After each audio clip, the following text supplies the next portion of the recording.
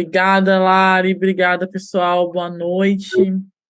É, Obrigada, Maíra, Lari, Thaísa, Tatiane, Milena, Thaís, Arthur, Jaqueline, Lucas, Alan, Natália, Brandon, muitas pessoas, Sonilton, Lari, enfim, muita gente aqui acompanhando essa aula que, na verdade, é um momento assim de compartilhamento, né?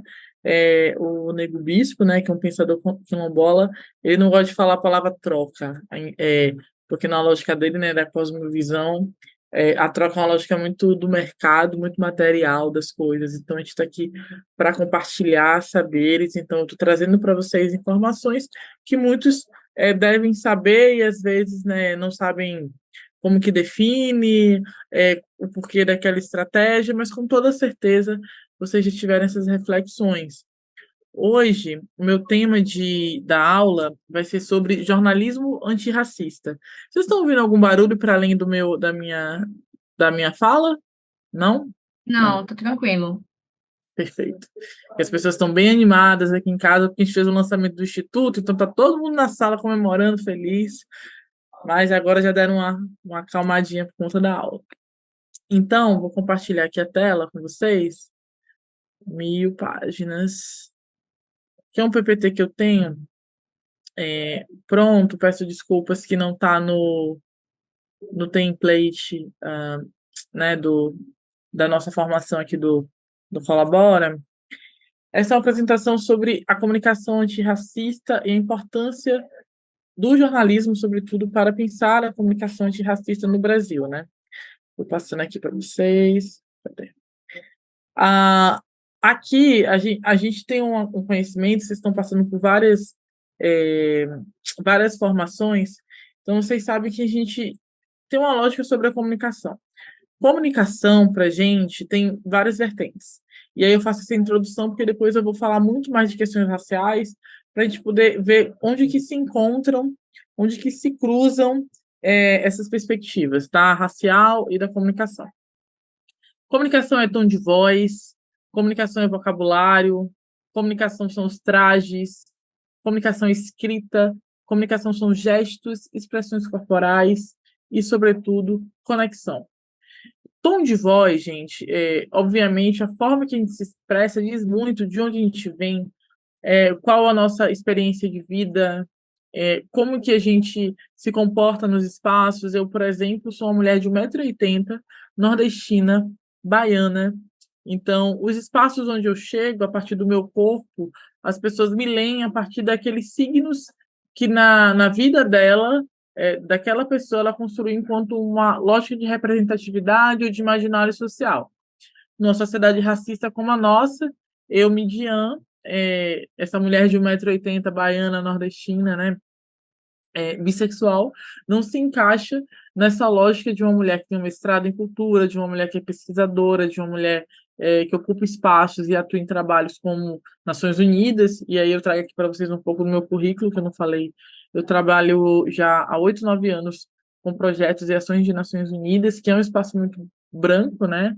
Um espaço que tem pouca ocupação de pessoas pretas, e ali foi um dos lugares, não vou dizer um dos piores lugares, mas um dos lugares que me gritou mais essa coisa do corpo e da representação social, e das pessoas entenderem que aquele espaço era ou não pertencente a mim, né? Ali o racismo se apresenta também, mesmo sendo um espaço de direitos humanos, porque é um espaço constituído por pessoas. Então, eu fui assistente de comunicação, assistente programática, trabalhei também muito tempo em jornais, Jornal Correio, né? Também sou diretora do Perifa Connection. Vou deixar informações para vocês. Obrigada.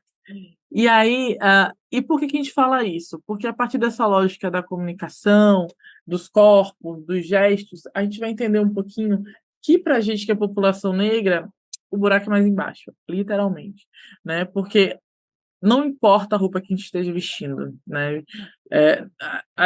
Muitas pessoas, para poder barrar as violências do racismo, né, colocam roupas sociais, sobretudo os homens, né? Muitos até cortam seu cabelo, deixam baixinho, colocam óculos, tentam criar barreiras, né, que vão se aproximando de uma lógica mais intelectual e que afaste mais dessa lógica de um corpo negro, de um cabelo crespo, às vezes de um cabelo de dread, de um cabelo de trança.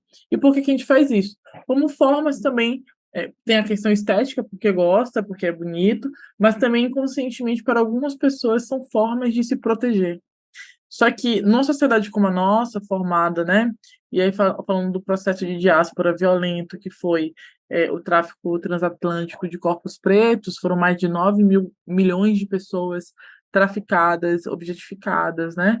Então, pelas Américas, a gente foi comercializado a gente foi comercializado e as pessoas hoje em dia ainda, 130 anos, 133, 130 e poucos anos de pós-abolição, ainda enxergam nossos corpos como objetos, como mercadoria. Então, falar de comunicação e jornalismo é fundamental para a gente entender por que os corpos pretos seguem, por exemplo, ainda estampando é, espaços de comunicação, como editorias policiais, editoria de segurança, editoria de cidade, e por que que expõe nossos corpos de forma tão sem sensibilidade, né? E aí é isso. Então, quando a gente também constrói esses mecanismos de cuidado, né, de a gente se proteger a partir da estética, também é uma forma de pensar que corpo é esse, né? Não é só expressão, não é só escrita, tudo isso fala muito sobre a gente. Vou passando. Então, comunicação, basicamente, ela tem três eixos fundamentais para a gente pensar. Como eu me vejo, porque às vezes a gente, né, se enxerga de uma forma, mas tem o como os outros me enxergam e qual a imagem que eu gostaria de transmitir. Porque às vezes a gente tem uma imagem na nossa mente, mas a gente quer transmitir outra. Às vezes a gente se enxerga de uma forma, mas as pessoas nos enxergam de outra.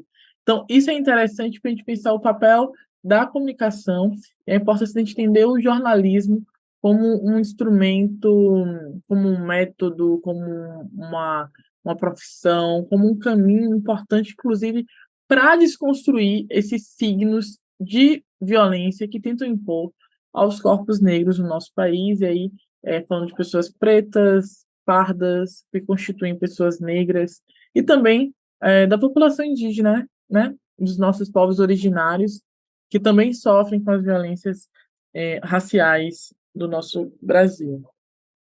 E aí eu pergunto para vocês, o que é racismo? Assim, alguém quer falar o que é o racismo? Alguém quer dar uma palavrinha do que é racismo, no conceito de racismo?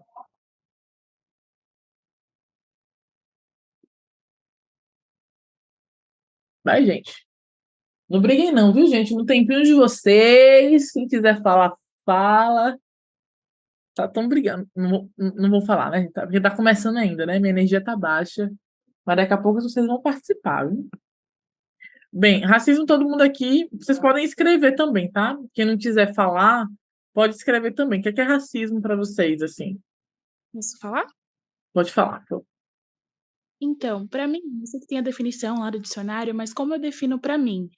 É o preconceito contra raças, mas não só sobre isso, tem todo um contexto histórico. Então, tipo, o que o pessoal fala, né? Racismo contra branco. Então, não existe porque não tem um contexto histórico. Então, é um preconceito racial com um contexto por trás dele. É assim que eu defino. Exato. Desculpa, quem falou não apareceu para mim o rosto? Milena. Milena, perfeito, assim. O racismo, ele é um crime, né? Ele é um crime. Primeira coisa que a gente tem que sempre observar, né? E é um crime, sim, não há como a gente ter racismo reverso contra pessoas brancas, porque nossa sociedade que oprime, aqui a Jaqueline até falou, né, opressão, a Tatiane falou supremacia, a Suelen falou sistema, enfim, e tudo isso é isso mesmo, supremacia branca, opressão, é um sistema racista, né, que se institucionalizou no nosso país e aí no mundo também.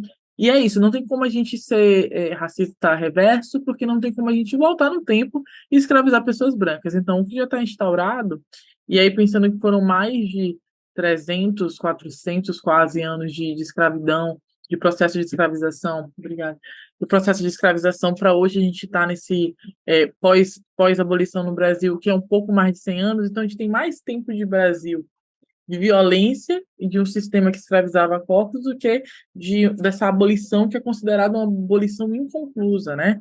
Porque vocês sabem que, mesmo tendo um processo de abolição, no dia 14 de maio, a gente foi jogado às ruas, né?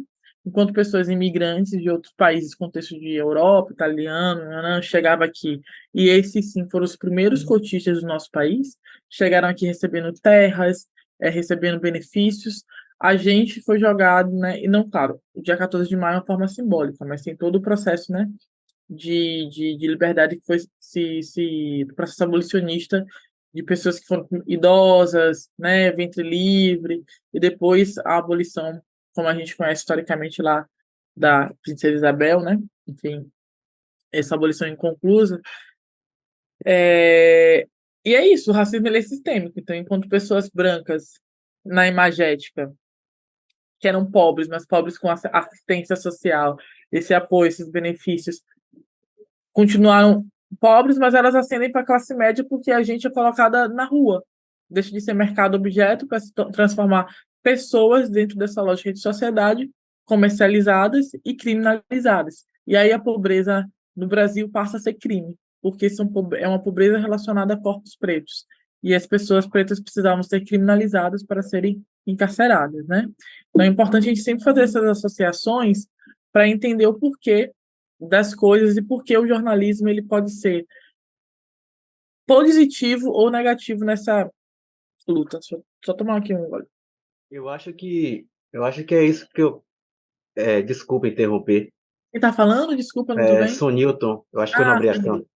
Obrigada. Eu acho que, só para te interromper, desculpa um pouquinho, o que você falou aí, acho que eu posso resumir na frase que eu mandei no chat, que foi: o racismo para mim é o medo do homem branco que o homem branco tem do negro.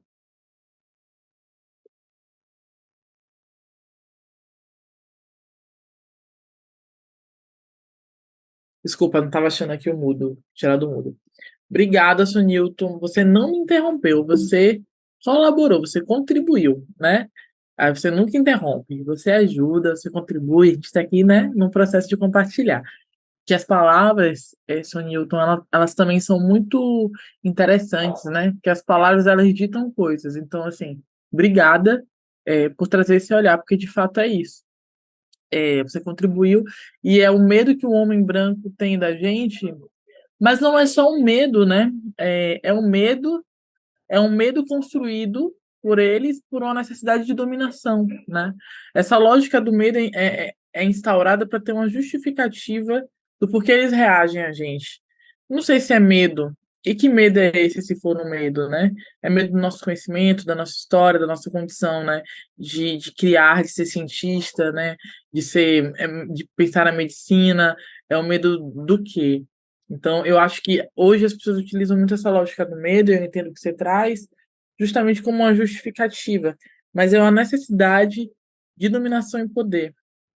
E é do homem branco como um todo, homens, mulheres brancas, mas também, né, há toda uma lógica aí da questão racial que ultrapassa também essa perspectiva visibilizada apenas para pessoas brancas, né? Porque o racismo, ele é tão inteligente, ele é tão sistemático, que ele, claro, nenhuma pessoa preta pode ser racista, ela pode reproduzir situações do racismo, né, violências raciais, mas dizer que uma pessoa preta ela é racista é complicado, porque essa pessoa é oprimida, então como é que pode o próprio oprimido ser racista? Ela tem reproduções de comportamentos de violência em decorrência do sistema, né?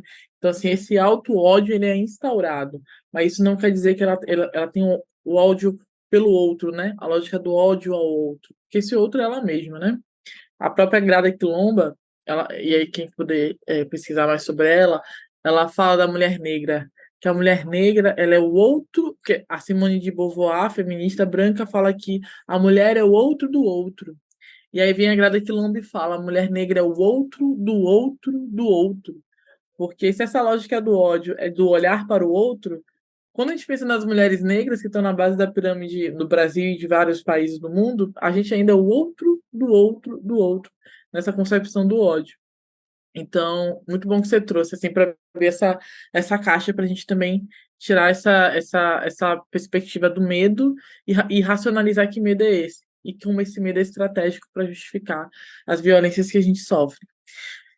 Ainda sobre o racismo, nosso grande ministro, né, Silvio Almeida, tem esse livro chamado Racismo Estrutural, né, o Silvio, que é ministro dos Direitos Humanos, e ele fala para a gente que o racismo não é um ato ou um conjunto de atos e tampouco se resume a um fenômeno restrito às práticas institucionais.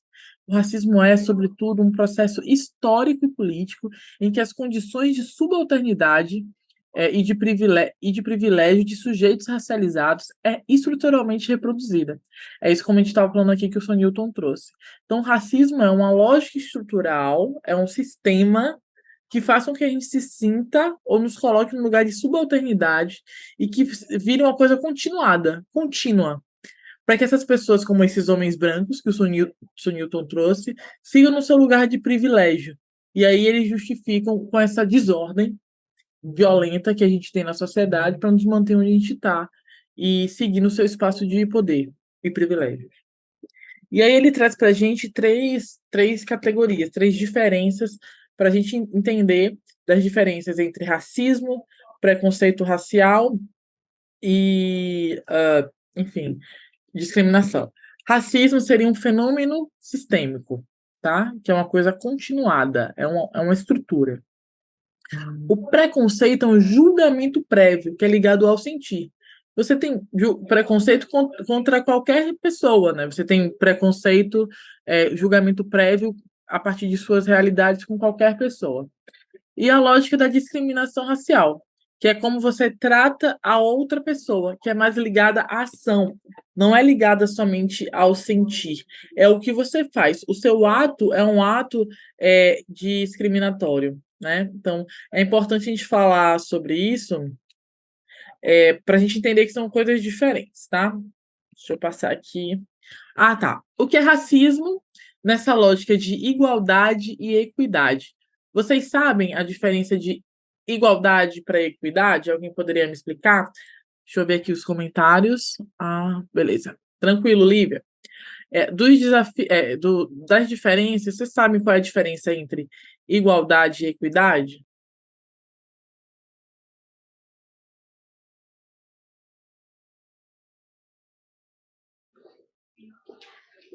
Vamos lá. Igualdade, no caso, seria quando nós temos que competir, vamos botar a palavra competir, de igual para igual. E equidade é quando a gente se dá condições iguais de ser feitas, ou seja, uma pessoa que estudou a vida inteira de escola pública, prestar um vestibular com uma pessoa que estudou a vida inteira em escola particular. A gente sabe que a escola pública e a escola particular elas têm as condições diferentes. E uma das formas de se combater isso é justamente as cotas.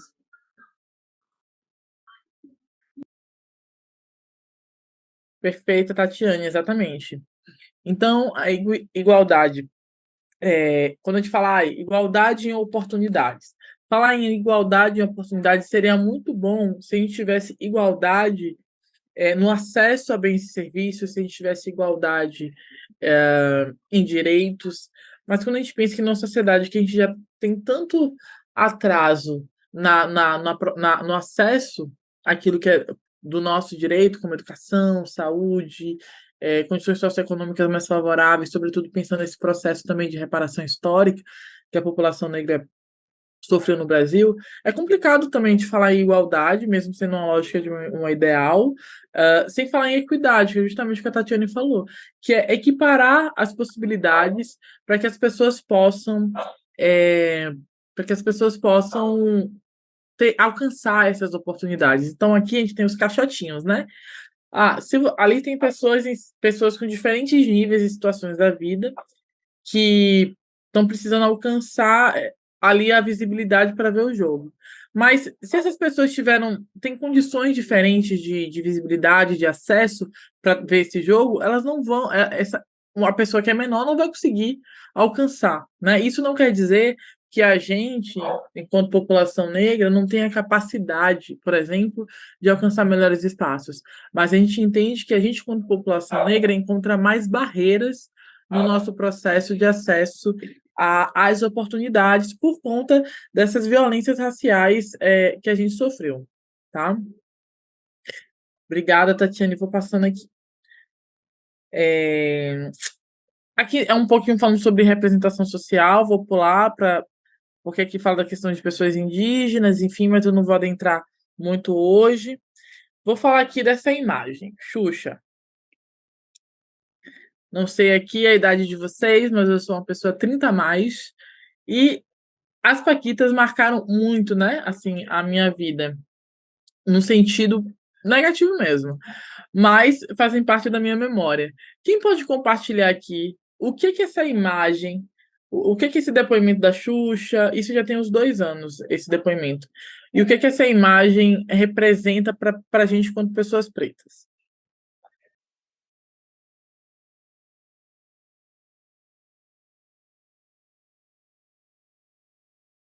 Podem falar, gente. Podem digitar também, mas se alguém quiser falar sobre isso, pode trazer, assim. Ah, as paquitas, todas loiras, é algo legal, foi algo legal na década de 90 para as pessoas negras?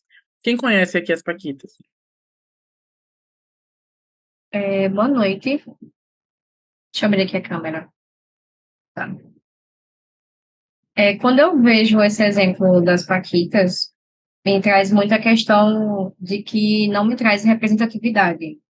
E isso aconteceu muito no decorrer da minha infância. Tipo, eu não acompanhei as paquitas assim de perto, mas por ter a questão de acompanhar a Xuxa e ter alguns vídeos que tinham essas pessoas envolvidas, eu não me sentia representada. E eu acho que isso trouxe muita negação na questão de aceitar meu cabelo, de entender que não tinha problema em ter um cabelo crespo, que aquilo era uma coisa que era impulsionado, né, por conta dessa questão da mídia, de como é que a mídia queria que a gente visse, né, como uma questão perfeita, e não era isso.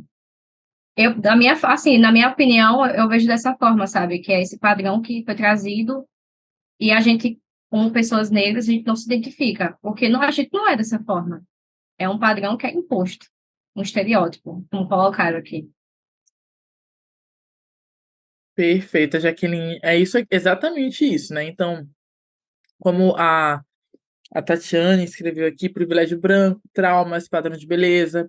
A Thaís colocou a defesa de um padrão ideal de beleza, baseado na branquitude, um padrão de beleza mercadológico. E aí a Suelen fala, que crianças, né? Que crianças que elas estavam falando, com quem que elas queriam falar, quem que elas queriam excluir, né? Então, assim, a lógica da branquitude, as pessoas brancas, elas são tão autocentradas nessa lógica da superioridade, que até esse processo de reflexão de como essa perspectiva imagética impacta outras pessoas, elas não fazem, porque de fato não as importa. Porque quem não vivencia no dia a dia os impactos das violências raciais, assim como nós mulheres que sofremos os impactos das violências baseadas em gênero, né, não vão tomar isso como uma pauta. E por isso que a gente, quanto jornalista, tem que trazer isso, jornalista, comunicadores, pessoas, né, da área, temos que trazer isso a todo tempo para reflexão, porque a gente tem um compromisso social, né? O jornalismo, para mim, ele tem uma lógica muito baseada na ética e pensando nessa lógica da comunicação como direito humano fundamental. Então, pensar essa perspectiva antirracista é pensar isso tudo. A Mayra falou, as paquitas trazem um padrão de beleza que era considerado ideal para a época, apesar de não ser representativo. O Eric falou, estereótipo da branquitude. E é exatamente isso, né? A gente viveu isso e a Xuxa fez esse depoimento que ela falou nessa época que só tinha paquita loira por ser um padrão de beleza na época, que era o que as crianças queriam ver. E é isso que alguém aqui falou, que crianças, não é verdade? E recentemente fui assistir a série da Xuxa, e aí o engraçado foi que culpabilizaram a Marlene Matos, que era empresária dela, né, nessa pauta. Como as pessoas invertem as coisas rapidamente, né? Como elas se esqueceram que há 2 anos a Xuxa fez esse depoimento absurdo. Então, assim, hoje a Marlene Matos foi culpabilizada, né? Que eu acho até que é uma mulher negra, né? A Marlene, eu não sei se ela se autodefine assim. Então, é que seria ela a pessoa que escolhiam pessoas loiras para poder se apresentar. E mesmo que seja, né? Não é Marlene a questão, é todo um sistema e uma estrutura, e que as pessoas brancas, inclusive, aproveitavam disso. Trauma da infância de todo mundo, hein, gente? Horrível. Vamos passar. Da infância de todo mundo, não, né? O pessoal mais novo não viveu isso aí. E aqui teve uma situação também, que foi um escândalo, uns 2 anos, que a Magazine Luiza fez uma seleção só para trainees negros. E aí começou uma série de pessoas da comunicação a questionarem na época, isso tem 2 anos, foi bem na época do George Floyd, uma coisa assim, mais ou menos, se isso era justo ou não para com pessoas brancas. Porque também na época o Sérgio de Camargo, que estava ocupando a Fundação Palmares, né, no governo Bolsonaro, ele ficava muito questionando essa coisa do racismo reverso. Então, assim, o tanto que é uma loucura, né, gente? Assim, e aí, com todo respeito à luta antimanicomial, o tanto que é doido, porque pessoas brancas, elas não precisam de nenhum tipo de ação direcionada, porque geralmente a maioria dos processos são construídos para que elas ocupem. Espaços de poder são constituídos para que pessoas brancas, geralmente às vezes das mesmas famílias, das mesmas rodas, que estudaram nos mesmos colégios, ocupem. Então, quando estratégias como essas da Magalu existem, e aí no campo imagético, né, pensando o todo, aparecem, se dá uma cara de uma mulher negra, por exemplo, gera burburinho, né? Eu acho que a gente conseguiu evoluir muito pós-pandemia, pós essas questões todas que tiveram atacarejo, Extra, George Floyd, e aí lembrando o caso do João Alberto, né, que faleceu no Carrefour, enfim, várias ações que aconteceram nos últimos 4 anos nos despertou um olhar mais para o racismo. Mas ainda há um questionamento quando há ações direcionadas. E o jornalismo não pode ser um jornalismo que aceita isso. Não pode ser um jornalismo que corrobora com críticas ao avanço de direitos de pessoas. Então, nosso jornalismo não pode ser esse, tá? Aqui tem um vídeo que eu vou passar para vocês.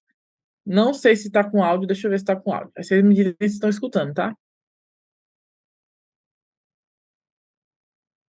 Peraí. Tá sem áudio, deixa eu ver. Estão ouvindo? Estão ouvindo? Não, não Tá estão. dando para Quale dama? Ah, não, dá para ouvir agora. Agora É dá porque para antes não ouvir. tinha o trecho. Bianca. Pronto. Então, isso aqui chama o teste da boneca. Quem já viu esse vídeo aqui, gente? Alguém já viu?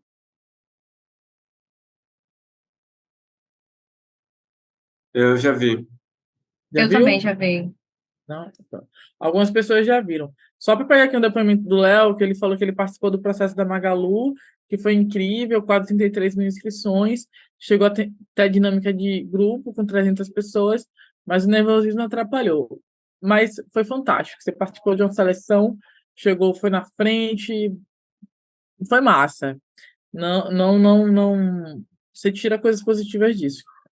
Foi um processo muito bom mesmo. A Suelen falou que quando a mulher negra foi colocada de bombom, foi super estereotipada, sexualizada, uma violência tremenda. E, de fato, era isso que eles queriam mostrar, na verdade. Que o corpo da mulher preta, que era a bombom, né, a paquita negra, digamos assim, deles, era um corpo sexualizado. Não era um corpo para ser cuidado, não era um corpo frágil, não era um corpo doce, não era um corpo de uma pessoa delicada. Era um corpo sexualizado mesmo, né, para ser usado. Muito boa essa lembrança, Suelen.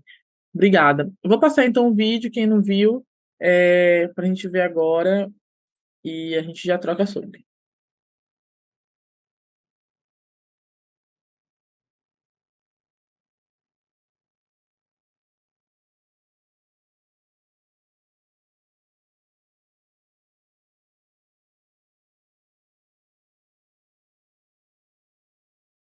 Estão Quale escutando? bambola è?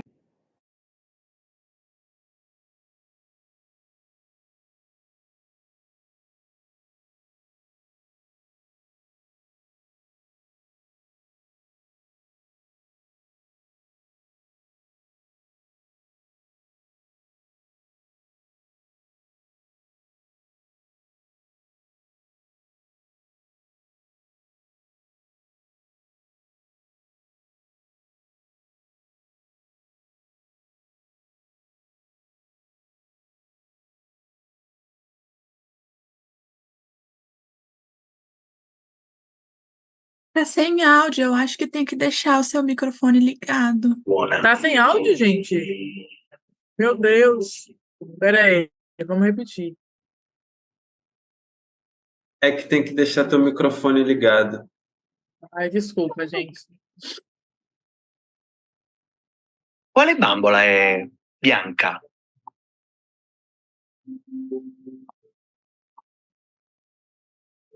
Quale bambola è nera?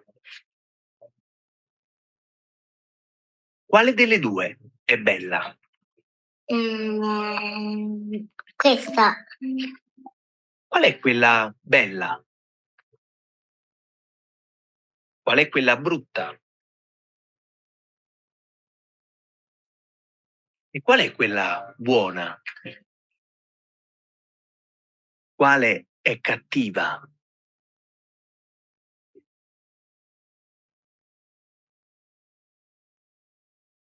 Qual è buona?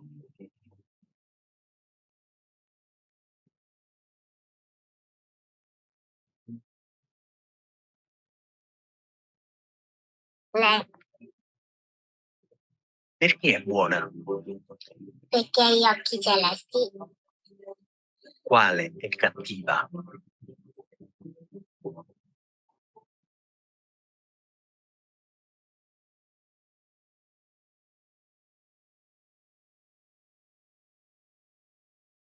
Perché è cattiva? Perché tutto nero. E qual è la bambola che ti somiglia di più?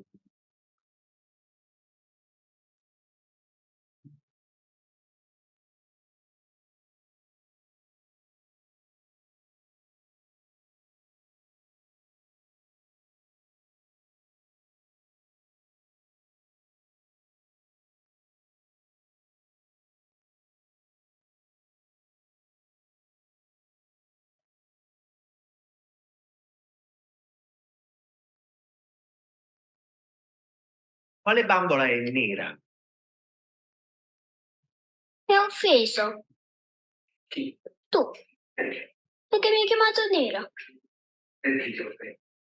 Mi offendi perché altri bambini mi hanno offeso con cattiveria.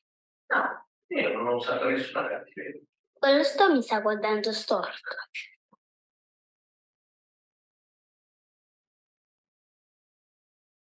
E aí, gente? Para quem não viu, para quem já viu e tá revendo. Esse final eu nunca vi. Eu não lembro. É impactante também, né? É. E crianças, né? É muito cedo. É muito cedo que esses sinais, esses signos chegam para gente. A gente nem sabe de onde vem, como vem. É na família, é na escola.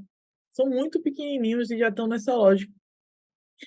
Então, isso é representação social, né? E a gente faz com que isso se torne algo tão dia a dia, tão cotidiano, que a gente não percebe. E isso impacta as crianças diretamente. Então,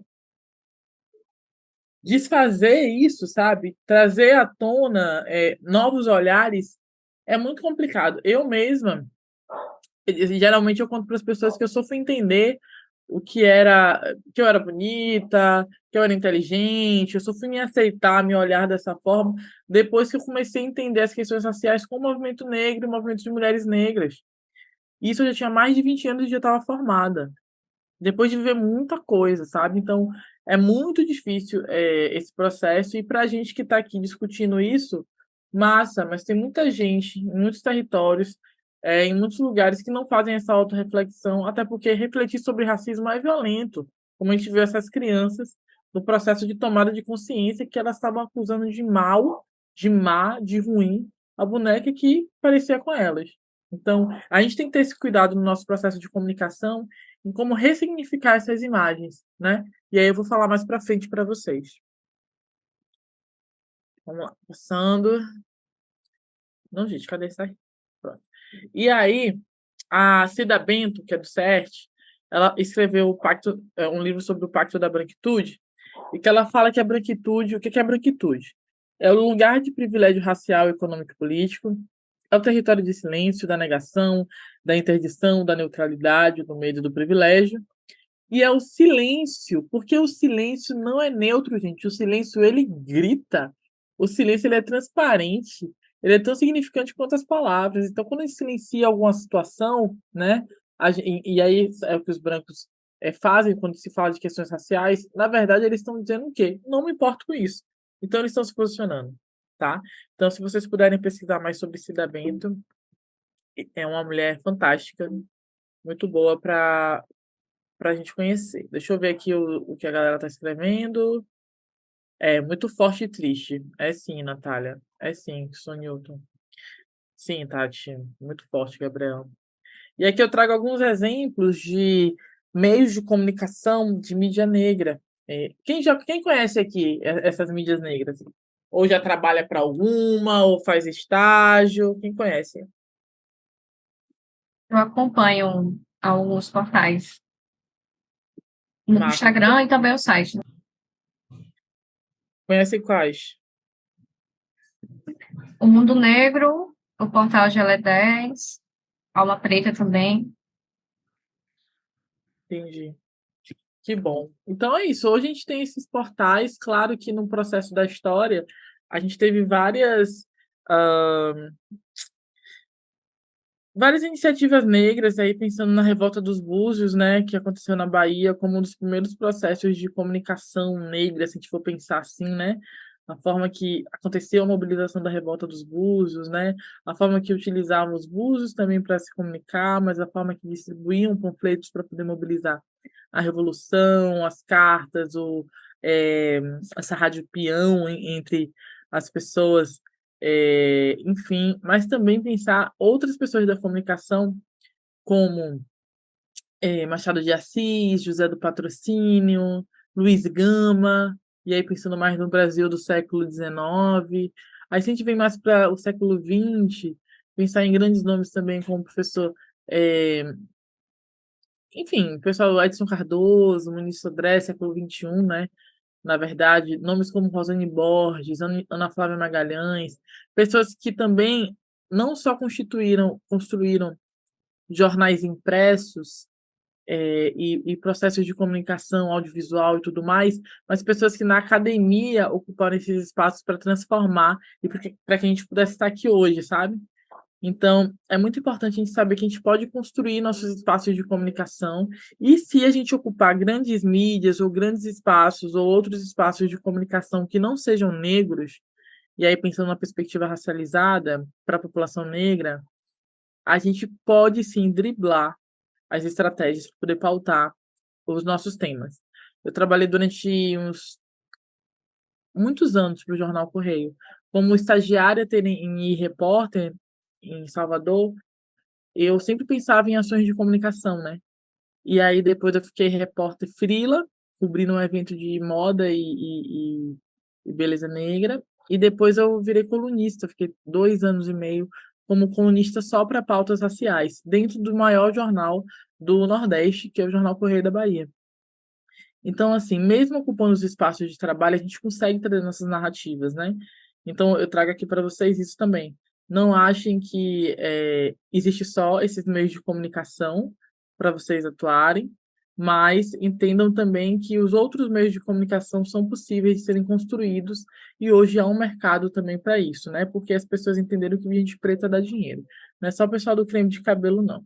Todas as áreas hoje entenderam que gente preta dá dinheiro. Então, se é isso, a gente gosta de dinheiro, a gente vai e faz o nosso e aprende também como é que ganha dinheiro com isso, porque os brancos não querem, né? Mas a gente consegue. Então, o site Mundo Negro, o portal GL10, a Comissão de Jornalistas pela Igualdade, que é o COGIRA, esse é do DF, mas assim, no Brasil todo, a Associação de Produtores do Audiovisual Negro, a APAN, é muito legal também. Notícia Preta, Correio na Boa e Alma Preta, que vocês conhecem, entre tantos outros. O Muniz Sodré, que é um pesquisador, ele fala para a gente uma coisa muito, muito importante. É sobre quais são os fatores do racismo. E aí ele escreveu isso no passado, mas assim, hoje tem até uma atualização, né? Mas pesquisem sobre Muniz Sodré e vejam esse livro sobre imprensa negra, tá? Ele fala que tem um fator da negação, que a mídia tende a negar a existência do racismo, né? Ele fala do recalcamento, que é quando as pessoas recalcam aspectos identitários positivos de manifestações simbólicas, ou seja, quando se diminui a importância de, sei lá, manifestações simbólicas, culturais, coisas que se remetem às questões raciais, pretas, sabe? Cultura negra. A estigmatização, que é a desqualificação da diferença, que é o ponto de partida para todo tipo de discriminação, consciente ou não, que é dizer que a diferença é algo negativo, estigmatizar as pessoas, na verdade. E a indiferença profissional, que é quando simplesmente se ignora, né? Que a mídia contemporânea pauta-se pelos ditames do comércio e da publicidade, pouco interessados em questões como a discriminação e de pessoas vulnerabilizadas, né? Aqui ele fala minorias, mas a gente entende que nós não somos minoria. Tem um cara muito legal, chamado Richard, o professor Richard Santos, da Universidade Federal do Sul da Bahia. Ele escreveu um livro chamado Maioria Menorizada, que as pessoas dizem que nós somos a minoria, mas não somos a minoria. Nós somos a maioria que é minorizada. Então, até essa lógica das palavras, lembra que a gente estava falando? É importante, porque quando as pessoas tentam colocar a gente em quadrados, a gente tem que trazer novos significados e novos conceitos para que não nos enquadrem, entende? Então, não somos minoria, nós somos a maioria que é minorizada. Aqui temos esse texto aqui, né, de uma matéria de uma mídia que vocês conhecem, viu? Estudante de medicina é preso com 42 quilos de cocaína e 16 quilos de crack escondidos em carro na BR-277. Esse estudante, gente, qual a cor dele? Assim, uma sugestão. Branco, isso, Thaís, isso, Guilherme. Com Ele é branco. certeza ele é branco, né? Porque a paleta de cor é diferente. Se fosse um negro, ia ser traficante ou alguma outra. Com um cigarrinho de maconha, Tatiane. Com um cigarrinho. Com um cigarrinho é ser enquadrado. Só faltou chamar de empreendedor. Pois é, velho.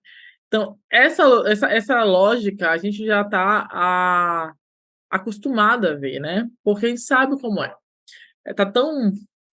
Alguém falou de empresário. Que foi para a Suelen, né? Aqui, ó, Suelen. Empresário que mandava cocaína em navios para a Europa é preso. Empresário.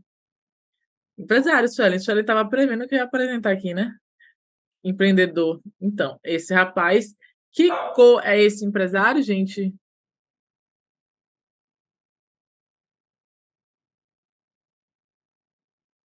Bora, gente. Branco. Obrigada, galera. Obrigada. Branco. Exatamente, exatamente. Vamos lá. Homem é preso suspeito de tráfico de drogas através de aplicativo de mensagem no Rio. Um homem é preso suspeito. Quem é suspeito? Homem branco, né? Vamos seguir. Pronto. Aqui já tem até a cabeça aqui, né? A gente já sabe. Preso traficante que comandava quadrilha em favelas pacificadas no Rio. Temos aqui já um spoiler com a cabeça aqui, né? Mas é o quê? Um homem negro. Isso é uma matéria de 2013. Essa que eu estou mostrando. Então, assim, para eles, é isso, né? É uma pessoa preta, já é traficante, ela não tem nem como ser suspeita. Outra coisa terrível. Traficante foragido da justiça é preso em comunidade de Niterói. Ele já foi julgado, né? Tem os mandados de prisão contra ele, mas o jornalista já o sentenciou e já estigmatizou ele para a vida inteira a partir desse título e postando a foto dele. Porque essas apresentações, gente, desses corpos, né, dessas pessoas negras, as outras eram, Alan, eu sei, eu só reforcei que essa era de 2013, porque era pior, né? Essa aqui que a gente está vendo agora, essa coisa da apresentação das pessoas que são presas pela Polícia Civil é algo que é de uma lógica escravocrata, escravagista, violenta, racista, muito grande. Porque a gente sabe aqui o que é direito de autorização de imagem, né? A gente faz isso, a gente passa nos espaços que a gente trabalha. Vocês fazem isso quando fazem um evento, ou quando vocês estão no evento de alguém e tem uma foto individual, não passam direito de autorização de imagem? Então, a pessoa, quando ela é presa, apreendida, ela se torna, por acaso, um bem, um material do Estado para ser apresentada sem nenhum tipo de concedimento disso, de conceder isso?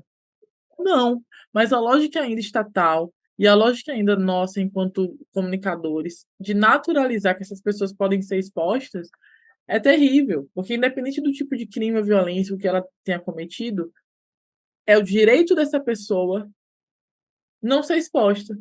Não importa. E é a mesma lógica que a gente faz do direito de autorização de imagem, da LGPD, do que seja.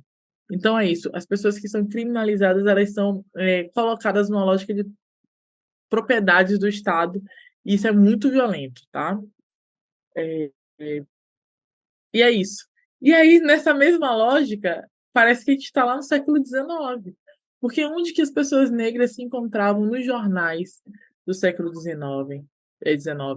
E quem eram os donos desses jornais? E quem contava essas histórias? Pessoas brancas.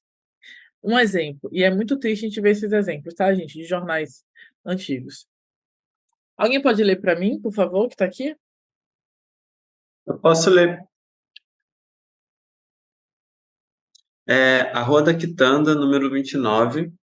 Precisa-se de alugar um escravo para serviço de casa e dar-se-lhe de comer. Quem o tiver, dirija-se à mesma casa.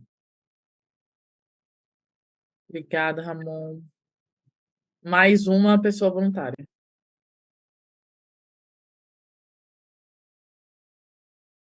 Precisa-se comprar uma escrava de meia idade, sem vícios e que saiba cozinhar. Informações à Rua Direita, número 7, loja de ferragens. Obrigada. Foi Jaqueline, né? Entendeu? Obrigada, Jaqueline. Mais uma pessoa, por favor.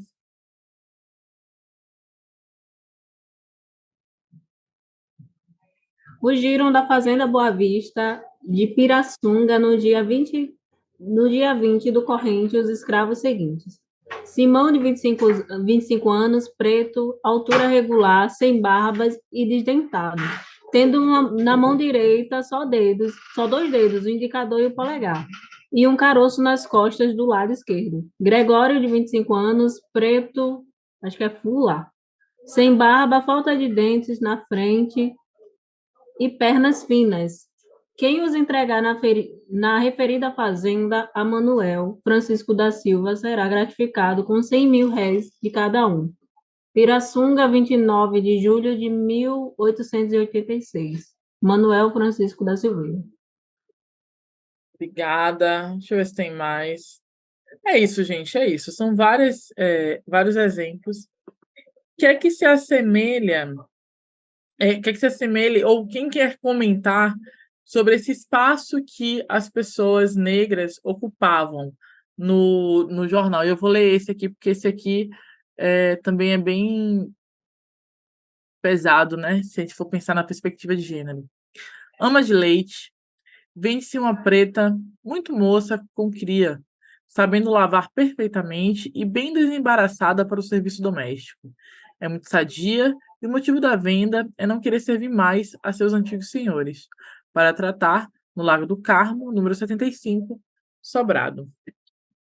Aqui, vocês estão comentando aqui nos comentários, deixa eu ver.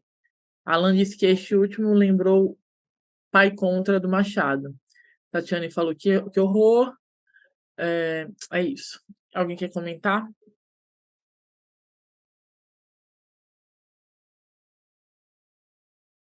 De que época são esses anúncios, Midian? É século XIX, 1800 e pouco. Quase século XX. No finalzinho. Perto da abolição, né? Pertinho, antes da abolição. Antes da abolição.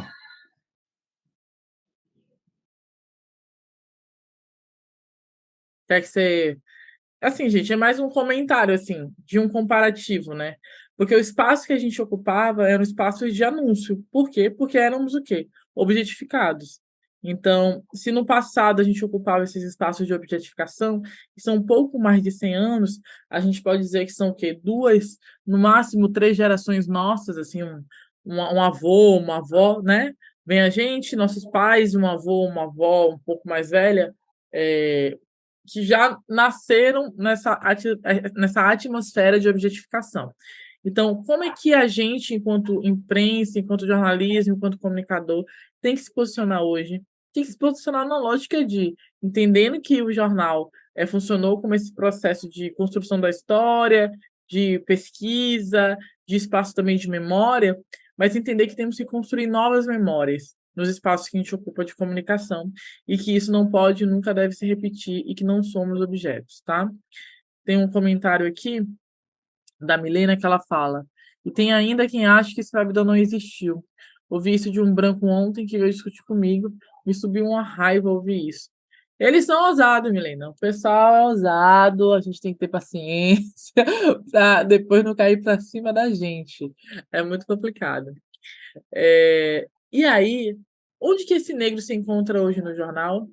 Nessa editoria geral, né? Nessa editoria de segurança, nessa editoria que as pessoas são apresentadas, assim. Claro que não é uma totalidade, gente, mas essa lógica da objetificação do corpo preto se reproduz nas páginas de segurança, tá? Mas a gente tem ocupado e está mudando bastante esse cenário. Aqui é um pouquinho da história para vocês. A imprensa negra ela surge, né, no século XIX, quando foram fundados alguns jornais no Rio, e aí a imprensa de uma forma mais institucionalizada, de uma forma mais registrada, porque a gente tinha outros meios de ocupação, de produção de conteúdo, né, que não eram tão formalizados. Então, todos em 1833, voltados especificamente para a denúncia do racismo e da desigualdade social. A maioria com prazos curtos de existência, enfim, e novos periódicos só começaram a ser criados no fim do século. E aqui algumas lógicas para a gente de como fazer jornalismo antirracista. E aí eu vou falar mais para frente. Mas para a gente entender que, sem pré-julgamentos, ouvindo com empatia e excluir termos racistas, né? E aqui a gente teve recentemente polêmica. A gente teve recentemente um depoimento da ministra Aniele, que ela falou que buraco negro era um termo racista. De fato, buraco negro não é um termo racista, né? Buraco negro é porque, de fato, existe um buraco negro, né? Na lógica. E a gente entende que o negro é uma palavra que existe, mas que a formação dela, nesse sentido, não é por conta de uma perspectiva racializada. É por conta de uma perspectiva científica e visual da situação.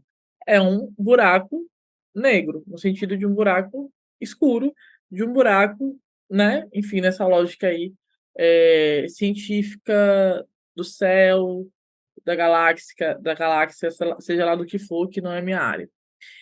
Isso não é uma expressão de fato racista, porque ela não está se referindo a alguma coisa em específico. Mas há algumas palavras que sim, que são. Deixa eu ver aqui só os comentários.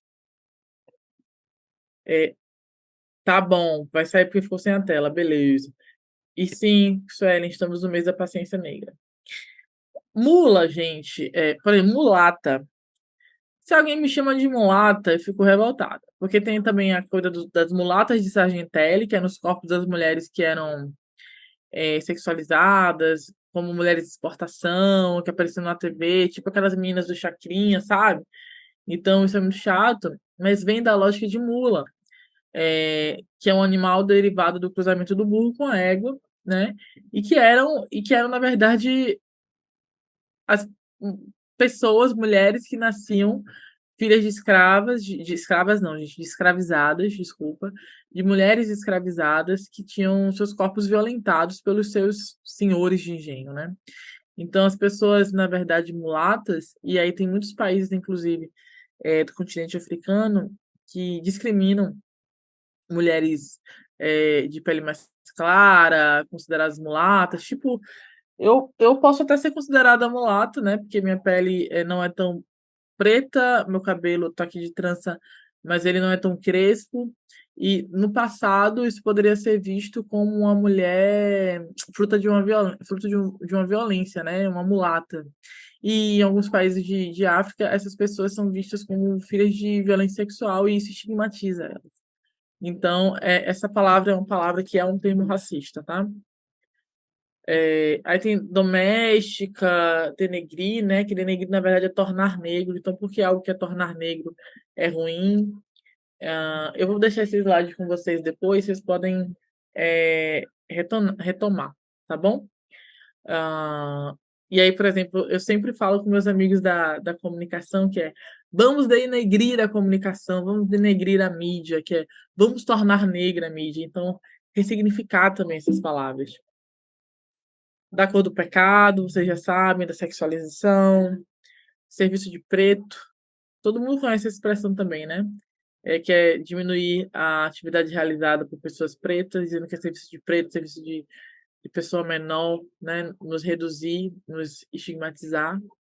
Inveja branca, inveja é inveja, gente. Se ela é branca, ela é inveja. Não tem por que a inveja branca ser mais light do que inveja. Então, não tem sentido isso, tá? Não usem esse termo nunca. Pé na cozinha, a coisa tá preta, enfim. Desculpa. São várias os termos, e aí é importante que a gente se atualize e compreenda, porque a gente tem que entender, porque as palavras, gente, as palavras ditas, as palavras escritas, elas têm uma origem, elas têm um porquê, porque nada no mundo é construído de forma aleatória, assim, né? Tudo tem uma origem, um porquê de ter sentido. E aí, pensando em estratégias de comunicação interessantes para vocês, enquanto comunicadores, estratégias de comunicação antirracista, eu trago aqui algumas campanhas que são legais para vocês pensarem. A gente tem essa que foi Enquanto Houver Racismo, Não Haverá Democracia, que foi feita pela Coalizão Negra, né, na época das eleições, para visibilizar a importância da pauta racial no campo das eleições. Então, foi uma ação que mobilizou as mais de 100, hoje deve ter mais de 200 ou 300 organizações associadas à Coalizão Negra. Então, isso foi uma boa estratégia de campanha. Temos aqui também essa estratégia da Anistia Internacional aqui embaixo, com Caetano Veloso e a Jurema Werneck, que Eu Também Quero Saber, que é uma campanha que foi para saber quem mandou matar a Marielle. Então, eles distribuíram para várias pessoas. Só beber uma água aqui, gente. Eles distribuíram para várias pessoas essa camisa da Marielle, dessa campanha, pessoas famosas. Isso foi uma boa estratégia. Por quê? Porque utilizar pessoas famosas para dar visibilidade para as pautas também é uma boa possibilidade, né? Aí aqui a gente tem o lançamento da Casa Marielle, aqui em cima com uma festa, com um evento, né, em frente ao Instituto. Uma boa ideia também de dar visibilidade para a pauta. Aqui embaixo a gente tem o Somos Todos Guarani Kaiowás, que na época, no Facebook, todo mundo ficava postando assim, sou Guarani Kaiowá, que estava tendo aquele processo, né, de fazendeiros tomando territórios dos Guaranis, e eles todos disseram que iam fazer um suicídio coletivo, né? E aí as pessoas ficaram muito mobilizadas na época, e aí todo mundo botou no Facebook. Inclusive, depois o Facebook mudou as regras desse tipo de nomenclatura, que se referia mais a uma etnia, a um povo, a uma comunidade no Brasil, por conta disso, porque todo mundo era Guarani Kaiowá no Facebook, e foi uma grande mobilização de fato. Então, essa foi uma boa campanha. Aqui em cima tem um abraço, que é o Corra para o Abraço, que foi um programa de redução de danos e política de drogas, que eu trabalhei 4 anos na Bahia. E quando eu cheguei no Corra, o Corra já existia há 4 anos. Só que nunca tinha tido uma ação de visibilidade para a história de vida das pessoas que estavam em contexto de rua. Então, as ações de comunicação que a gente fez deu tanta visibilidade ao programa, que era um programa de governo e virou uma política de Estado, né? E, inclusive, política de Estado estadual mesmo, Bahia, mas também despertou o olhar do município de Salvador, que era onde estava o programa fundado, que passou a olhar mais para as unidades de acolhimento, que passou a olhar mais para os territórios, para os CAPs, abrir mais vagas para as pessoas em contexto de rua. Então, foi uma boa estratégia, humanizar as pessoas que, de fato, né, tornaram-se quem elas são, contando suas histórias, e sair muito na imprensa. Porque quando a gente saiu muito na imprensa, e aí na base do network, o município começou a valorizar a pauta também. E o próprio governo colocou, e aí na época o governador Rui, né, Rui Costa, que hoje está na Casa Civil em Brasília, inseriu o Corra como dentro do seu plano de governo, né? Então, uma boa estratégia. Aqui embaixo, a gente tem o Vale do Dendê, que é uma aceleradora de empreendedores, de empreendimentos, e eu acho que essa ideia da Vale é muito inteligente, por quê? Porque todas as pessoas da Vale que estavam no processo de aceleração tinham que ter ações de mídia que visibilizassem os seus trabalhos, mas mencionando a Vale do Dendê. Então, aí a Vale do Dendê criou uma mídia espontânea a partir das pessoas que eles estavam investindo. Então, isso também é uma boa estratégia, que as pessoas que fazem parte das associações, dos coletivos, também visibilizem as suas ações, referenciando a organização de vocês ou o espaço que vocês atuam. Então, numa lógica de comunicação estratégica, pensando nossas pautas raciais e visibilidade das pessoas que atuam conosco, aqui são bons exemplos de comunicação para a gente se inspirar, tá? E aqui eu vou trazendo para vocês algumas estratégias de como ser antirracista no espaço de trabalho em comunicação. Eu gostaria de uma pessoa voluntária, por favor, se possível, para ler para mim.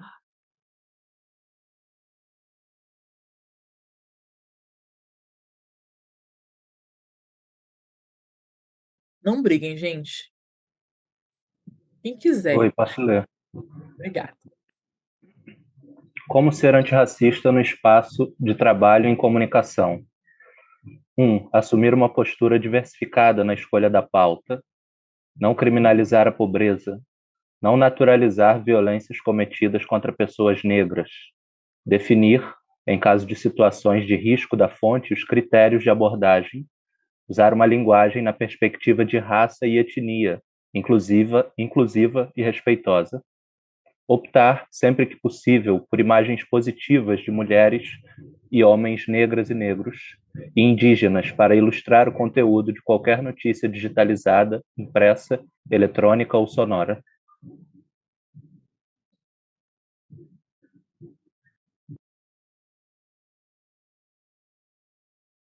Obrigada.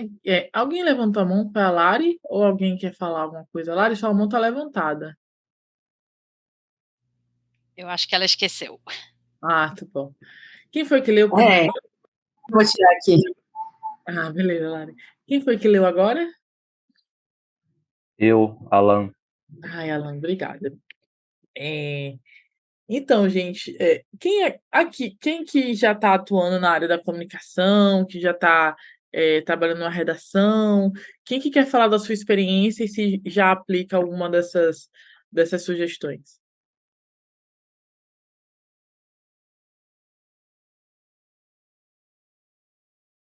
Eu posso falar, não sei se estão por me ouvir. Consigo, Caio. Então, gente, boa noite, perdão, cheguei um pouco atrasado, mas atualmente eu atuo na redação do portal PebMed da AFIA, que é uma empresa que trabalha basicamente com atualização de saúde, principalmente voltada para médicos. E eu acho que da lista de tópicos que você colocou aí, o que vai mais na mão do que eu faço é principalmente na opção pelas imagens positivas de homens e mulheres negros.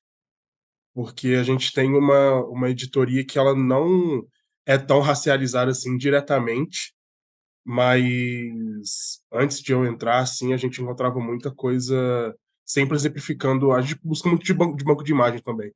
As nossas imagens não são tão factuais. Buscando muito exemplo de pessoas brancas. Então, quando a gente fala de uma pesquisa nova, o possível cientista que a gente colocava na capa era uma pessoa branca. A pessoa que a gente colocava como teste de uma vacina, por exemplo, uma pessoa negra. Então, acabava que a gente tinha sempre essa perspectiva de encontrar um corpo negro, uma questão de ser um corpo para ser teste e não como uma pessoa que está de fato lidando com aquele avanço tecnológico, com aquele avanço científico. Então, eu acho que é o que eu mais tenho trazido assim para o meu trabalho. Perfeito, Caio. Que bom. Que bom, é isso. A gente tem que ir sempre por esse caminho da não estigmatização e da não reprodução dessas lógicas, né? Que e sendo bem redundante, que nos estigmatizam mesmo, né? E que nos levam sempre para uma continuidade de uma percepção reducionista. Mais uma pessoa, por favor, para ler aqui. Eu posso ler. Começar aqui. Como ser antirracista no espaço de trabalho em comunicação? Risca expressões racistas do vocabulário, não associe pessoas negras a animais, não normalize a sexualização de corpos negros, considere perspectivas interseccionais de gênero e raça, não tenha ideais egocêntricos de beleza na produção, seja ético e evite opiniões e percepções baseadas em crenças e moralismos, humanidade com vítimas de violência.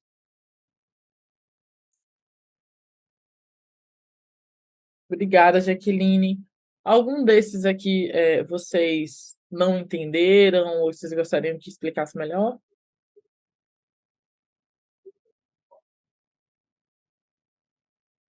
Não. Todo mundo sabe o que é considerar. Deixa eu ver aqui, alguém escreveu. Deixa eu ver. O 10, exatamente. Considerar perspectivas interseccionais de gênero e raça. Quando a gente faz matérias, é sempre importante, e aqui a lógica mais pensando, né, em mulheres, né, pensando em como a gente pegar depoimentos de pessoas diversas, e aí, né, no máximo para construção de uma matéria jornalística, mas entender, por exemplo, quando existe uma matéria de um jovem que foi assassinado num bairro, numa troca de tiros, que o depoimento daquela mãe, daquele jovem, vai ter um olhar que atravessa a existência daquela mãe, daquela mulher que perdeu um filho, mas aquela mulher também que muitas vezes, em sua maioria, lutou para garantir que o filho permanecesse vivo. Daquela mulher que vai seguindo a sua vida, morando naquele território, sabendo às vezes quem mandou matar o filho dela. Então, quando a gente constrói matérias, a gente tem que entender também esse lado e como que essas relações interseccionais, essas vivências, isso é interseccionalidade de raça e gênero, né? Como que esses impactos, essas realidades dessas mulheres, e aí pensando em mulheres negras, elas estão presentes em diversas pautas que a gente atua. Então, visibilizar as falas de mulheres negras, sobretudo, e entender também, a partir da construção das pautas, o que é que impacta essas pessoas, porque não é só violência pela violência. E aí, isso, né, quando você faz uma matéria de segurança, por exemplo, ou de qualquer coisa, as pautas podem ser sempre muito mais humanizadas no sentido de refletir sobre o que é a comunicação para as vidas de pessoas negras. Por exemplo, um cara que é empreendedor, e aí a experiência de uma pessoa que eu conheço, que saiu num jornal, saiu a história da vida dele, e ele pegou aquele jornal, gente, botou numa moldura e botou na parede dele. Isso, gente, é uma coisa que talvez a gente não reflita, mas alguém aqui talvez já tenha saído, quando a gente escreve uma matéria, uma coisa assim, a emoção que é sair o nosso nome. Imagina se a história de uma pessoa, uma história bem contada, e essa história ser colocada na parede da sua casa, porque é a memória dela. É como ela está registrada ali na história da humanidade. Agora, pensa quando a pauta de cobertura de tráfico, de criminalização de pessoas, porque a gente sabe que o tráfico na verdade, as pessoas que são encarceradas por conta de tráfico, nós sabemos que é por conta de uma lógica punitivista, criminosa, criminalizante, na verdade, né, do Estado, né, de um sistema penal que é genocida no nosso país e que é histórico, né, a necessidade de encarcerar os corpos. Nasce mais mulher que homem, não, nasce mais homem que mulher, só que homem morre no processo, né? E pensar como é que isso também se dialoga com outras questões, como o racismo institucional, que se apresenta não só nos espaços de saúde, como o Caio trouxe aqui para a gente, né? Mas se apresenta em tudo. É no não acesso a benefícios de educação, acesso a serviços sociais, é a dificuldade de transporte no território. Então, por isso que a comunicação e o jornalismo antirracista é tão fundamental, para que a gente possa visibilizar essas pautas e enfrentar esse sistema que é uma lógica tão perversa, que foi construída de uma forma tão perversa, para que a gente nem se dê conta e fique exausto, exaurido né? Então, isso é muito importante. E aí, eu trago aqui alguns exemplos de conteúdos para vocês anotarem e utilizarem no dia a dia de vocês, tá? Aqui a gente tem um mini manual do jornalismo humanizado, pensado pelo Think Olga, que é um site feminista, e esse é sobre racismo, vocês conseguem achar na internet. Tem o da Djamila Ribeiro também, que é o Pequeno Manual Antirracista, que a maioria deve conhecer, né? Esse também é um guia muito antigo de gênero e raça e etnia, que foi produzido pela ONU Mulheres, em parceria com algumas outras agências da ONU, e nessa época foi muito massa, porque elas saíram, acho que foi 2012, 2010, talvez 9. Elas saíram dando formações junto com a Cleidiana Ramos, que é uma comunicadora aqui da Bahia, em várias redações do Brasil. A gente não tinha esse boom da internet com redes sociais, então foi uma formação fundamental. E aí eu quero fazer uma pergunta para vocês no final, quando terminar aqui, fazer um papo rápido sobre educação e como que os espaços de universidade não pautar, ou os espaços de comunicação informal, entender um pouquinho, né, de vocês como que se dá esses bate-papos, para além aqui do Colabora no dia a dia de vocês. Entendendo comunicação antirracista e educação, tá? No final vou retomar essa pergunta. E aí esse guia foi muito legal porque formou vários comunicadores em nível de Brasil. Eu vou passar isso para vocês, mas quem já quiser anotar para poder baixar, tem um livro do Gabriel Nascimento que fala de racismo linguístico. Tem um livro muito famoso também que é o Preconceito Linguístico, que é do Marcos Bagno, mas o Marcos ele fala muito da questão da regionalidade. Ele não aprofunda, por exemplo, a questão racial. E o Gabriel traz para a gente isso, e é fantástico. Temos também o Comunidades, Algoritmos e Ativismos Digitais, Olhares Afrodiaspóricos, que foi organizado pelo pesquisador Tarcísio Silva. E aí a gente que pensa em tecnologia e inovação, é fundamental também olhar a comunicação na lógica da tecnologia, gente. Porque muitas pessoas acham que a Meta é uma empresa de tecnologia e a Meta se coloca nesse lugar de empresa de tecnologia para não sofrer as regulações que empresas de comunicação sofrem. Então, ler pessoas como Tarcísio é fundamental, como a Nina da Hora, entre outros nomes, para a gente entender também que comunicação e tecnologia tem acontecido nos países também. Aí depois tem Imprensa Negra no Brasil do século XIX, que é da Ana Flávia Magalhães Pinto, que ela traz para a gente um mapeamento dessa imprensa negra no Brasil, tá? É fundamental, Ana Flávia, tudo para mim, tudo para nós. Estava com ela hoje no lançamento da Combine, e deixo para vocês seguirem também a nossa rede social, da nossa organização, do nosso instituto. Em breve a gente vai fazer uma série de formações também. Escreve COMMBNE. Vou escrever aqui, e aí vocês, quem quiser, pode seguir, tá? @Combine. E aí aqui a Rosane Borges, uma pesquisadora fantástica, que fala dos sentidos, da linguagem, uma referência para gente.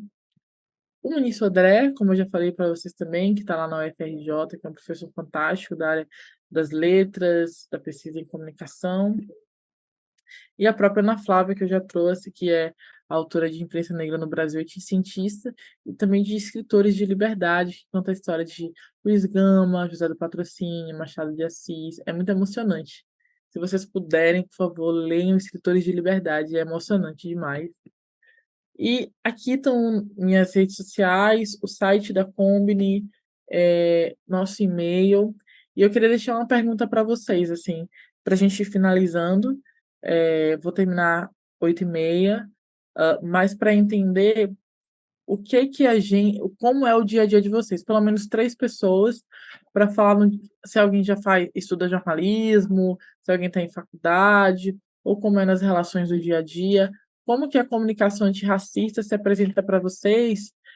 3 voluntários, tá, gente? No dia a dia, e o porquê de se trabalhar a pauta do jornalismo antirracista e da comunicação antirracista, sabe? Assim, e debater na educação, né? E por que que eu trago isso? Porque as universidades muitas vezes não têm disciplinas específicas para isso. E a gente precisa debater essas pautas. Então, 3 voluntários para falar sobre o tema e trazer para a sua realidade, para a gente só trocar aqui uma bola antes de finalizar.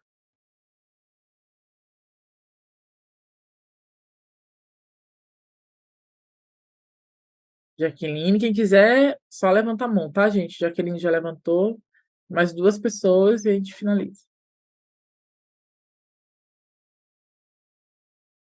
Eu não sei levantar a mão aqui não, mas eu posso falar também. Pronto, Jaqueline, Caio, alguém mais?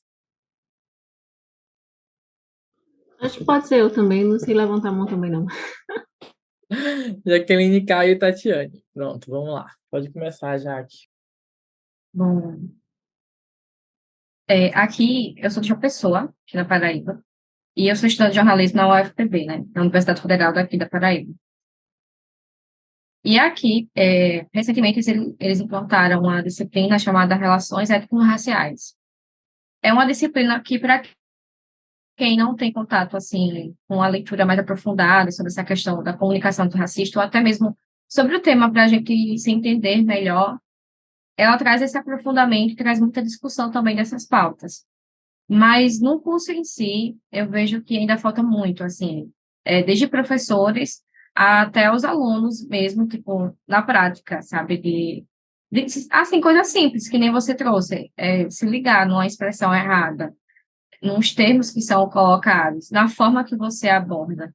Então, tudo isso eu vejo que falta muito, ainda é um tipo de jornalismo que, na minha concepção, é um pouco engessado, e eu acho que isso também tem muito a ver com o corpo docente que está envolvido, no qual a maioria é branca e apenas tem uma professora negra que ela veio notar, né, ela veio se reconhecer como uma pessoa negra quando já estava com mais de 60 anos.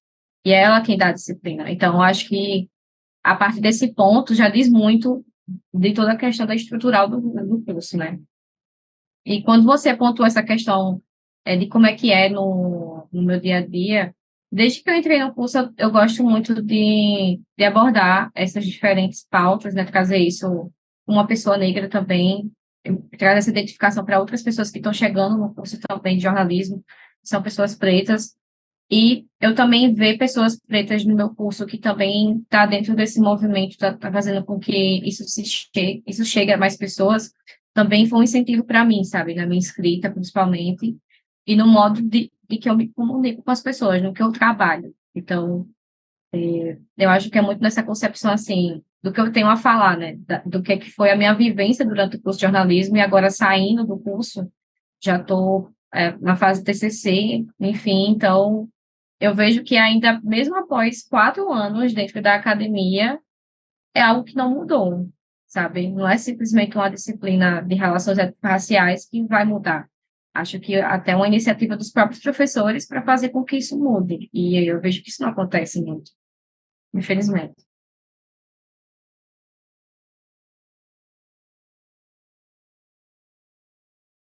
Muito obrigada, Jaqueline. Fico feliz em saber que vocês têm uma disciplina, né?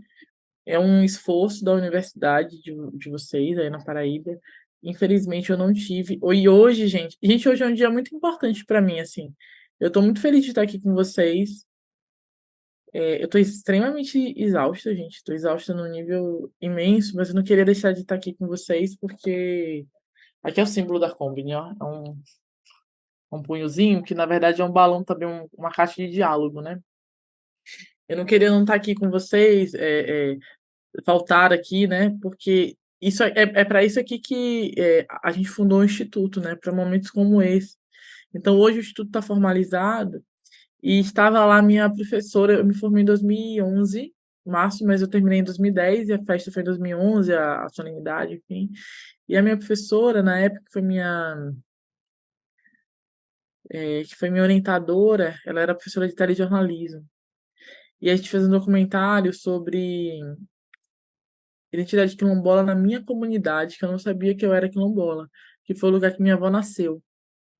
E eu não sabia que minha avó era de lá, eu não sabia que minha mãe passou a adolescência lá.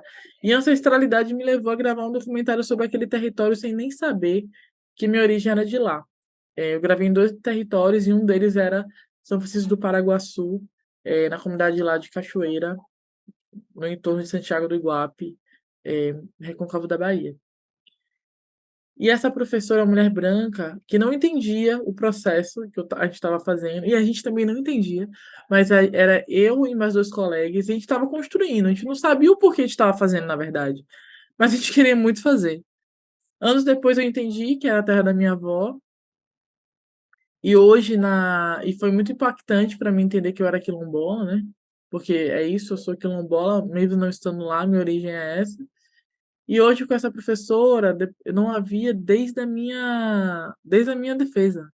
E ela foi no lançamento hoje, e ela hoje ela é coordenadora do curso de comunicação da Universidade Federal do Recôncavo da Bahia, que fica pertinho do território onde minha avó nasceu. Então, tem coisas que acontecem que a gente não tem noção, que é de fato a ancestralidade que move a gente.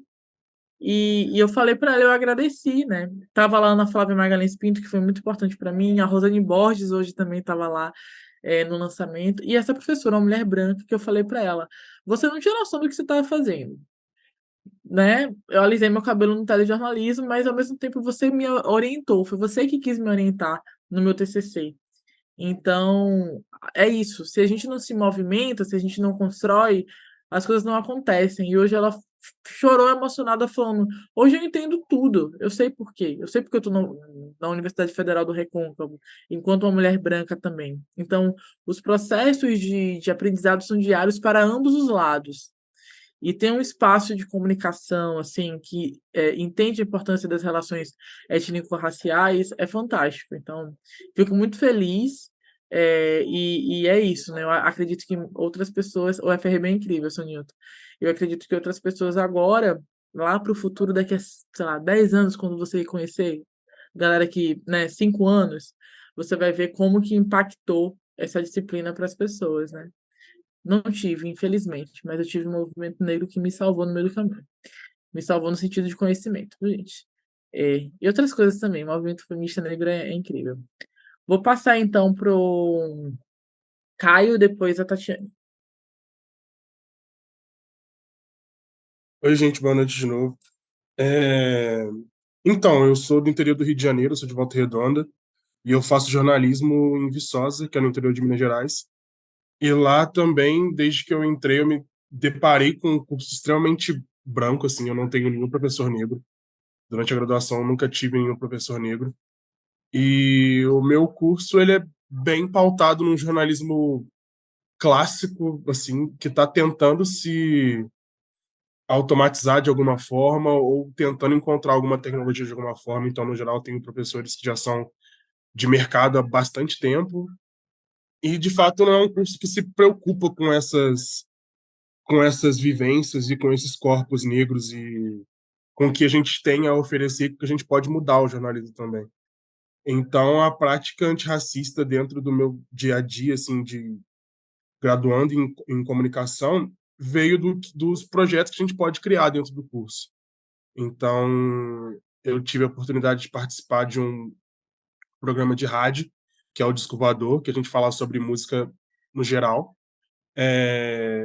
Eu entrei no meu ano de calouro e no segundo ano eu já assumi a apresentação do programa. E a partir dali eu fiz um combinado com a direção do programa que a gente só ia tocar música de artistas negros. Então, se a gente falasse, sei lá, de música erudita ao hip hop, a gente só ia falar de artistas negros. Então, durante toda a minha graduação, eu consegui fazer esse tipo de coisa. Eu tive mais 2 podcasts onde eu contei com a maioria de pessoas. Eu tive uma equipe toda negra no Clube dos Cinco, por exemplo. Tanto os outros apresentadores quanto a direção e tudo mais. Então, eu acho que o que eu pude contribuir para um jornalismo antirracista dentro da minha graduação, que eu também já estou finalizando agora, foi de fazer com que, mesmo que a gente não tenha uma disciplina sobre jornalismo antirracista ou algo do tipo, que a gente possa construir dentro de uma faculdade branca, de um espaço muito branco, muito elitizado, que a gente possa construir produtos negros. Então, que mesmo ali dentro a gente possa falar sobre pessoas negras, de pessoas negras para pessoas negras. Então, eu acho que é isso. Perfeito. Caio, eu só não entendi. Você é uma pessoa negra? Sou uma pessoa negra. Legal.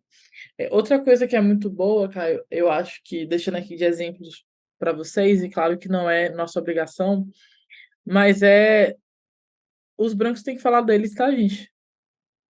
Eles têm que se estudar também. A gente tem que estudar eles também, para eles ficarem constrangidos e escrever sobre branquitude, mas eles têm que se estudar também, porque eles são pancada da cabeça, assim, com todo respeito aqui, quem é branco aqui.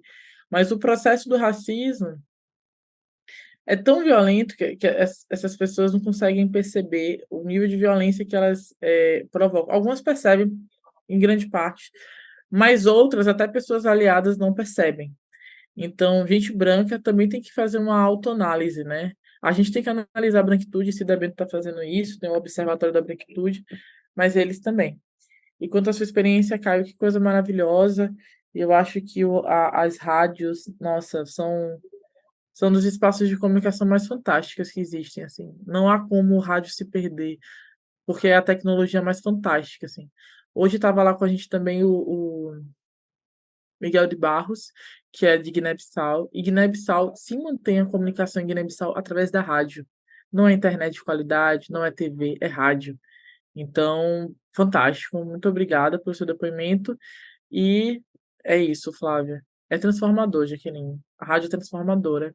Vou passar para a Tatiane e a gente vai encaminhando para encerrar, gente. E é isso. Tatiane, por favor. Deixa eu abrir a câmera aqui rapidinho. Oi, Mídia. Oi, pessoal. Então, eu sou de Aracaju, Sergipe. Eu sou estudante da Universidade Federal de Sergipe e sou estagiária da Mangue Jornalismo, não sei se vocês conhecem, é uma mídia independente que surgiu recentemente. E, assim, eu passei muito por isso que a Jaqueline falou também, a universidade, ela tanto a universidade quanto o curso de jornalismo da UFES, eles são muito racistas, muito elitistas, e assim, eu passei muito por não sentir que aquele era o meu lugar, né? Assim, não me senti por parte dali, não por... Eu gosto, sempre gostei do ambiente acadêmico e tal, mas assim, por conta das violências que eles fazem, a gente acredita que aquele espaço não é nosso. E assim, enquanto a questão do jornalismo mesmo, o jornalismo, ele querendo ou não, ele é racista, elitista, porque vem de processos e processos, e assim, eu vim começar a fazer esse papel de uma comunicação antirracista durante o meu processo. Eu não tive um letramento racial, sofri muito na minha infância, na escola, enfim. E aí, enquanto eu fui adentrando no ambiente acadêmico, eu vim me deparar e compreender o meu papel enquanto uma pessoa preta, periférica também. Eu moro em um bairro que ele é muito taxado como violento pela mídia daqui de Sergipe, então. E aí foi quando eu comecei a me questionar, a partir também quando conheci duas professoras que também, por acaso, são brancas, e elas começaram a inserir uma questão de um jornalismo mais humanizado. A gente começou a estudar Fabiana Moraes, a gente começou a estudar Eliane Brum, e aí foi com isso que a gente começou a olhar, sempre que eu escrevia algum texto, eu queria colocar, né, aquela pessoa é negra, as pessoas diziam, não, você não precisa colocar, porque ele é uma pessoa. Só que daí a gente foi estudando mais, focando nessa questão de... Ele é uma pessoa, mas ele é uma pessoa trans, é uma pessoa preta, é uma pessoa que mora em periferia, então por que não dar esses nomes? E assim, no meu processo, enquanto estagiária da Mangue Jornalismo, eu busco o quê? Ouvir pessoas pretas, porque, infelizmente, hoje a pessoa preta, quando vai falar, foi uma coisa muito que foi falada em uma das aulas passadas sobre a entrevista. Só chamam uma pessoa preta para falar quando ele sofre racismo. Mas o preto, ele não sofre só racismo. Tem um preto que é advogado, tem um preto que é juiz, tem um preto que é médico. E aí eu procuro fazer isso e também pautar histórias. Estou no meu processo da finalização da graduação também. E o meu TCC um veículo independente em que eu vou pautar periferias com foco no meu bairro. E trabalhar com periferia é trabalhar também com questões negras, porque as pessoas da periferia, a maioria são pessoas pretas. Então, eu procuro sempre isso, ter a questão da linguagem, também procuro orientar algumas pessoas que, infelizmente, também meus professores, tem uma professora que ela usa muito denegrir, meu Deus do céu. Quando acontece isso, eu fico... E, assim, eu acho que eu já falei demais, né? Mas, em tese, resumindo, é isso. Eu procuro sempre fazer isso. Não, muito obrigada, Tatiane. Eu acho que é isso, são os esforços da gente, individuais e coletivos, mas sempre coletivo, né? As nossas lutas individuais são muito pesadas. Então, se a gente traz para a coletividade, fica mais fácil e fica mais efetivo, né? A nossa lógica tem que ser uma lógica coletiva. Quero muito agradecer vocês por terem ficado aqui essa 1h30.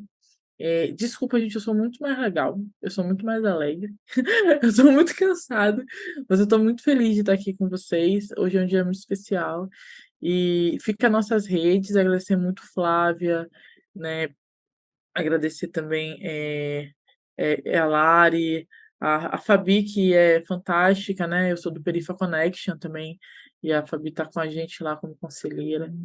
Então, é isso. Deixo aqui também minhas redes sociais. Meu Instagram tá off, só tem uma foto. Eu tô meio dando um tempinho de mídias sociais, que eu também acho que às vezes é meio tóxico, assim, né? E tem que ter um tempo, às vezes. E como eu tenho 20 mil seguidores, o povo fica tomando parte de muita coisa. Eu não sei lidar com isso, não, gente. Não sei lidar com isso, não. Mas agradeço muito. Obrigada para todo mundo. Tem como tirar, Flávia? Todo mundo abrir a câmera e tirar uma foto? Isso, eu ia pedir a mesma coisa, pessoal. Deixa eu mudar aqui a visualização para aparecer todos os. Alan, você pode buscar o Instagram de uma pessoa chamada Bruna Rocha, que ela fala de semiótica antirracista, daqui da Bahia também. Ela sempre tem essas dicas. Semiótica antirracista, o Instagram dela, @semiótica antirracista.